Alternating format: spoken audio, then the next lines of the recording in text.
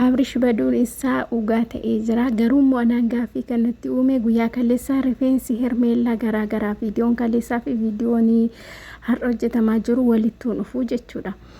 Innaa Abrish egaa fudhattee baddee jirti jedhamee jira. Mana biiniittis kan gadhiifame mana gadhiistee akka baate'a. Qodaa sassaabbattee Abrish fudhattee akka badde'a. Wayini yaa rabbiin ooshi.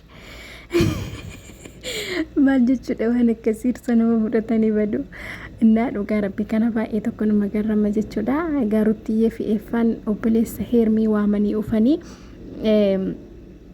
faana dubbachaa turanii inni argine jee argee jira. Hin soba malee obboleetti isaarra gora. Sijjamar dammoo amma bakka chaansiin qaban ruutaa fi eeffaan chaansiin qaban. Miknaatum Abeel harka gale jennaan bakka tiddaarri ruutii faa hin diigabaa jechuudha. Abeel beektu kana durayyuu isadha kan jireenya ijoollee kanaa diigee amma immoo hermeellaa fi Abeel gaafa tokko ta'an iddoo tokkotti Abrishiitiin dhugaa rabbii kanaan ruutaarraa addanii baasu jedhee yaada. Yoo daftee iddoo isaan jiranitti yoo daftee qabatte malee baay'ee ulfaata jechuudha dhugaa waaqa kana. Bichaa rabbi waan gaarii haa godhu waanan alli namaa nagaa ta'udha. Garuu viidiyoon isaanii dhugaa wal makaadha jechuudha. Inni kaleessaa fi inni irraa walittuun dhufu jechuudha. Maaliif akka ta'e hin beeku. Innaa akkuma argitan qimamiin rutiyyeen jechuudha.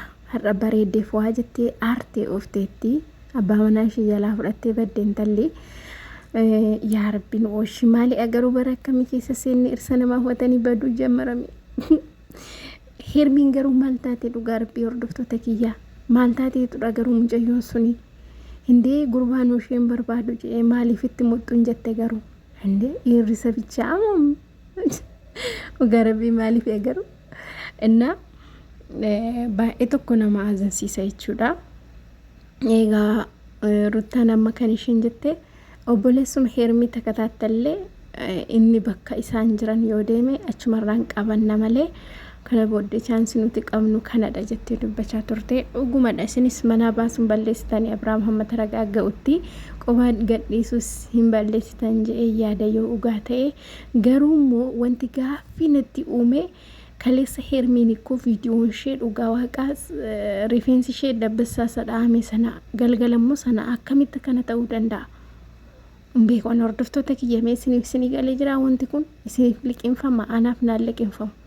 Maybe drama maa ta'uu danda'a jechuudha. Dhugaa rabbii uummata akkasumatti hin jaanjessu maaliif akkasumatti nu jaanjessu malee drama ta'uu nulu sijjammar dammoo jechuudha. Viidiyoo isaan gadhiisan irratti astaayitii ilaana nutis nu gashu. Dhugaa rabbii isin faana hin cannaa qabnu. Waanuma isin fiddanii gadhiistan nutis ilaallee koomentii isinii kennina bichaa.